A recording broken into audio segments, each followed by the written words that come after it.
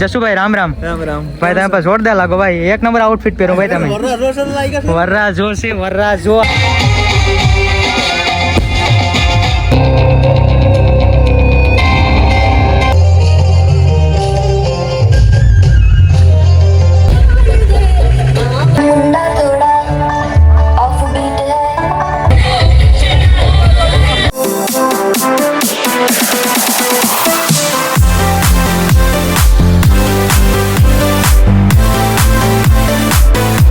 જય દ્વારકાધીશ જય સોનબાઈમાં મારા વાલા મિત્રો કેમ છો બધા મજામાં તમે બધા મજામાં જ હશો મિત્રો